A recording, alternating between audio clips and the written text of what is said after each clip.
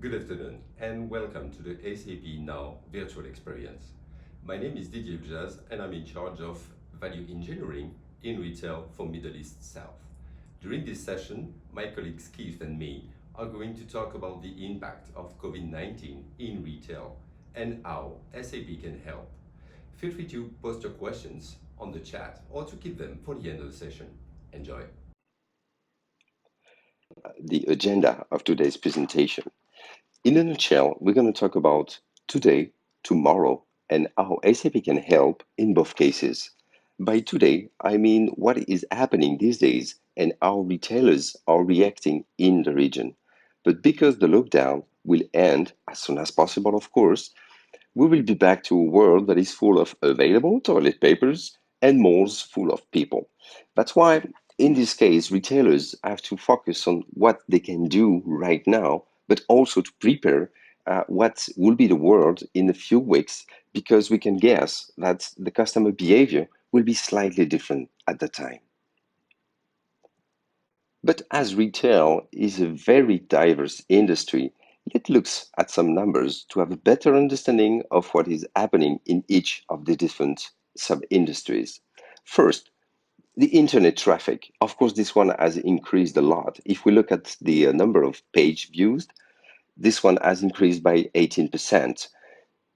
Translating this traffic into transaction, we can see that the figure is even higher, and it's an increase of plus 32%. But if we look at the breakdown of that overall traffic with the evolution over the last weeks per different industries or sub-industries, we can clearly see some key priorities for the customers. The first one is about getting the basics done in the safest way as possible. For groceries, it means about going online to order and then asking for the delivery. The second point is about staying tuned, getting informed about what is happening in the world. And of course, I think that we are all the same. We start our day by opening our computers or mobile phones and we check what are the news of the day, and especially because of this pandemic. The third one is about adapting your environment, could be your apartment, your house, to two main, let's say, key elements. One that is about the home working, buying a desk, buying a computer screens, for instance, and e-learning. And the last one, and it's clearly seen through the traffic, is the lack of interest for topics like tourism, luxury, jewelry, and events. If we look now at the same kind of information, but at the category level, this will give us another illustration of the current trends through very concrete examples. Let me take just two of them. On one side, the bread machine that is top trending in searches and in transactions, and on the other side, golf clubs. So it's the clear illustration of the two key priorities and the key differences between something that is becoming a top priority for the customers and something that is no longer a priority for them. Secondly, it means that analyzing retail means that we have to separate on one side grocery retail and on the other side the rest of the retail industry. Grocery retailers had to face three different phases in the current pandemic.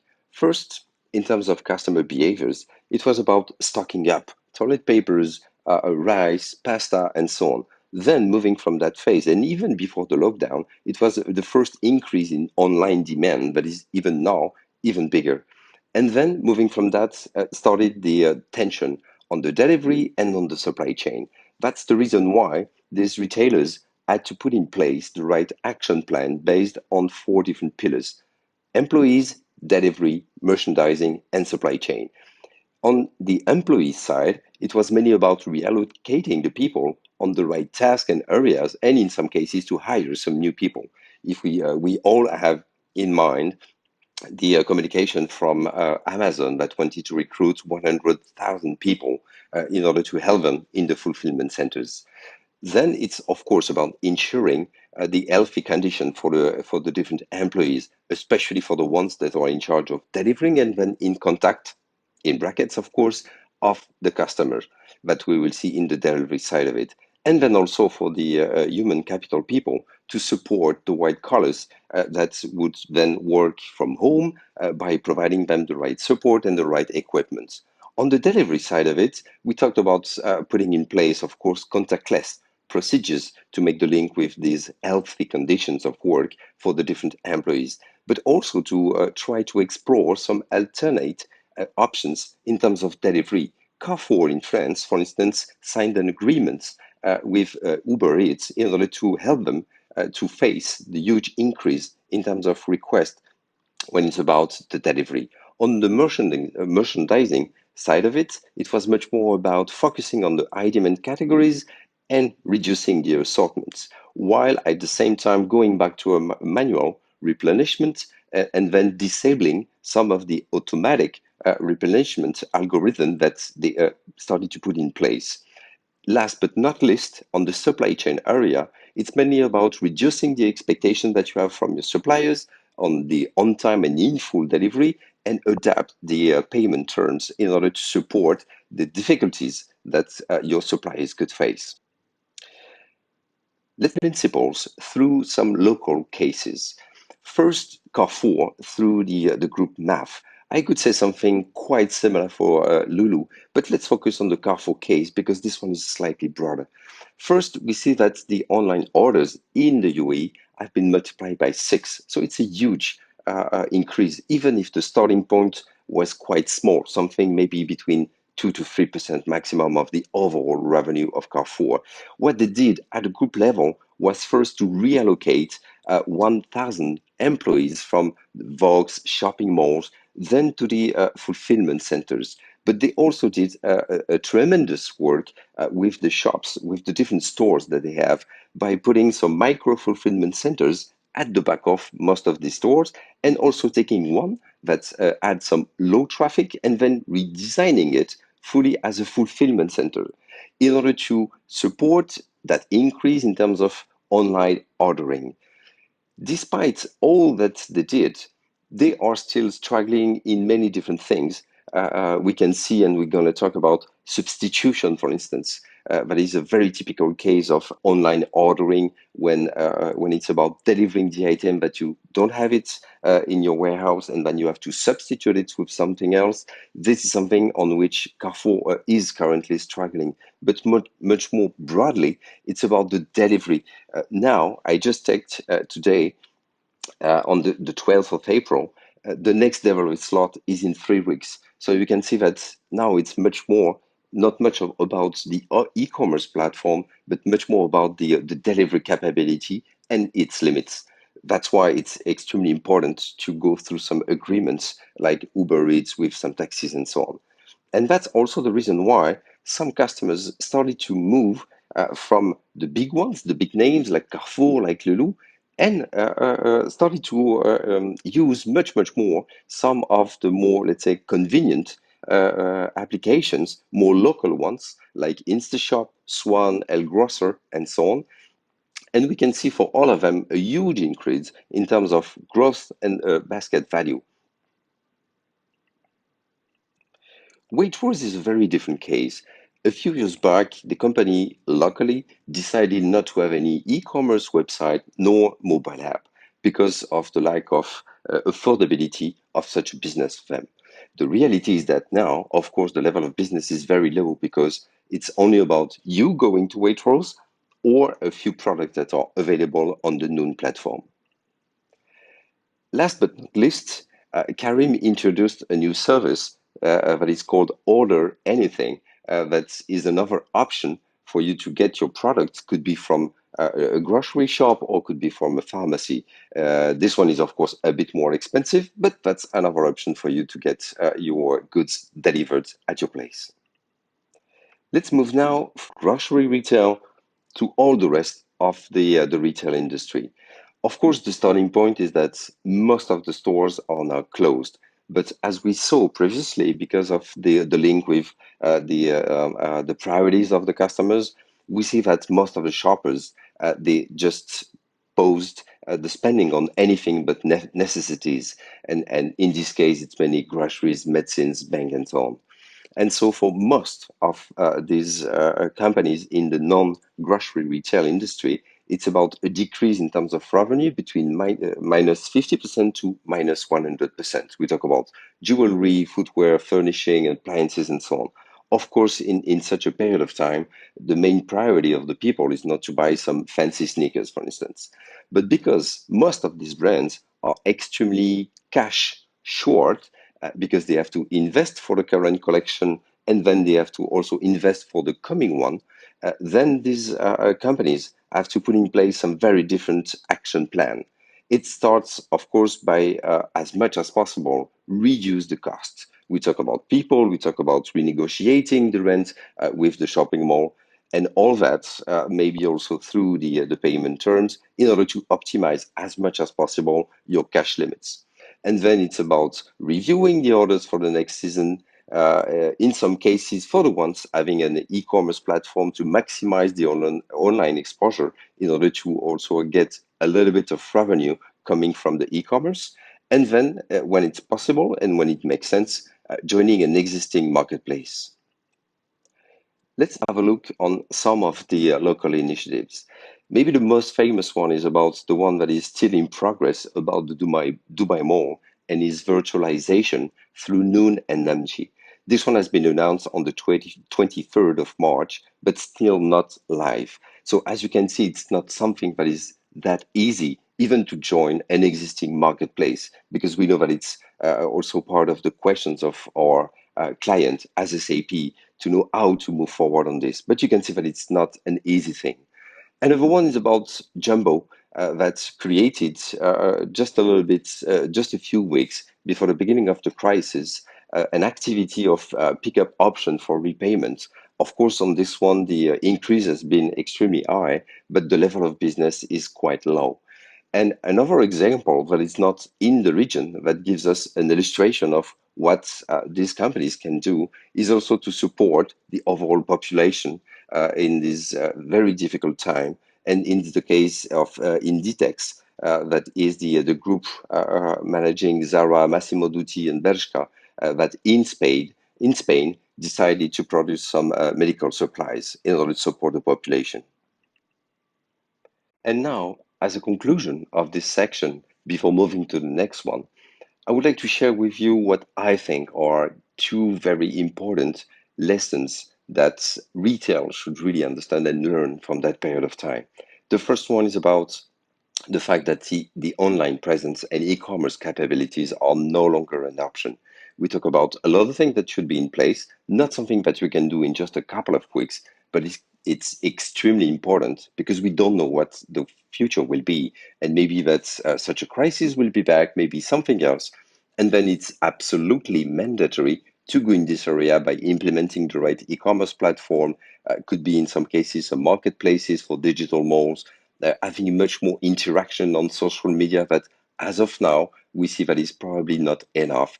And the second element is much more about making the difference between just ticking the box, having, for instance, some recipes on your e-commerce platform, talking about substitutions of product and so on, and then reaching really the right level and the best practices of this industry. And on this, clearly, SAP can help. And I talk about these two topics. So now I will give you a break with my voice and I will give the mic to Kif that will talk about how SAP can help in this context, could be on the short term and on the long term. Thank you.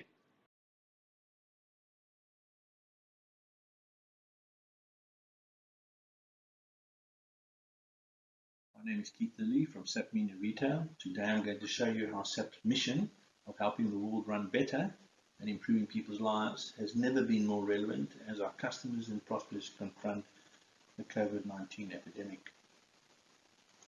I wanted to start with a quote: "Great times builds confidence and hard times builds character."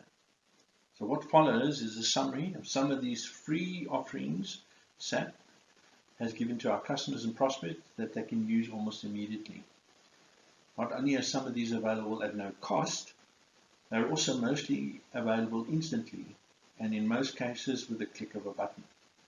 SAP offers solutions that can differentiate and support businesses and individuals who are navigating the outbreak. So what is the immediate help SAP provides? The first solution that can help customers during these hard times is SAP Ariba Discovery. It is free and open to everyone until the 30th of June 2020, allowing buyers to post their immediate sourcing needs and suppliers to respond and show how they can deliver. This SAP commitment will help buyers and suppliers connect quickly and effectively and minimize disruption caused by shipment delays, capacity issues, and increase customer demand in times of crisis. Access to the Ariba Discovery Network can help buyers find suppliers to fulfill immediate sourcing needs. So this is how it works. Any buyer at any time can post a sourcing need in SAP Ariba Discovery at no charge. This remains unchanged.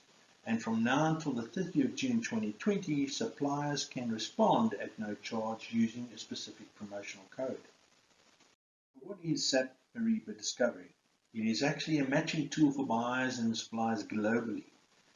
Benefits for customers include buyers can create free postings and sellers their profiles for free, save time with supplier discovery, generate savings, and create easier collaboration between buyers and sellers. Suppliers can add category services to their profiles, including service locations and industries. Buyers can search for products, example medical masks. Buyers can create postings and potential sellers can be identified. Suppliers can see opportunities, amounts, deadlines, and an attachment, for example, an RFI or RFQ. SAP also helps employers and customers with surveys based on Qualtrics. Example, SAP Qualtrics Remote Work Pulse helps organizations understand how their employees are doing and what support they need as they adapt to new work environments, helping organizations close experience gaps and maintain business continuity.